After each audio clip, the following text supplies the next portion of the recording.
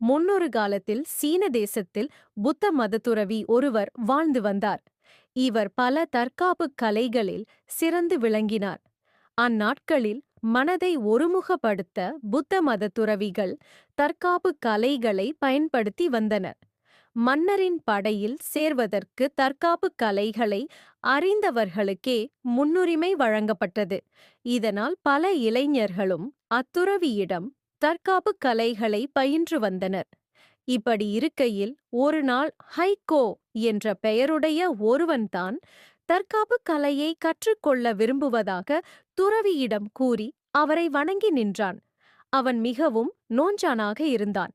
அவனது இடது கை மிகவும் சிறியதாக முழுவளர்ச்சி இல்லாமல் இருந்தது. இதைக் கண்டு அங்கு பயிற்சி செய்து கொண்டிருந்த பிற இளைஞர்கள் உரக்க சிரித்து ஏளனம் செய்தனர். அவர்களை அத்துறவி கண்டித்தார். ஹைகோவின் நிலை கண்டு மனமிரங்கிய துறவி அவனுக்கு தற்காப்பு கலைகளை கற்றுத்தருவதாக ஒப்புக்கொண்டார். துறவி இருக்கும் வரை அவனிடம் யாரும் எதுவும் பேசமாட்டார்கள்.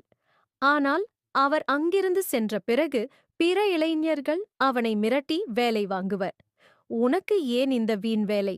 நீயெல்லாம் தற்காப்பு கலையை கற்றுக்கொண்டு என்ன சாதிக்கப் போகிறாய் என்று கேட்டு அவனை அவமானப்படுத்திக் கொண்டே இருந்தனர். ஹைகோ அனைத்தையும் பொறுத்து கொண்டான். பிறர் உழைப்பதைக் காட்டிலும் 2 மடங்கு உழைத்தான். துறவியும் அவனுக்கு பரிவுடனும் பொறுமையுடனும் கற்றுத்தந்தார். நாட்கள் பல சென்றன.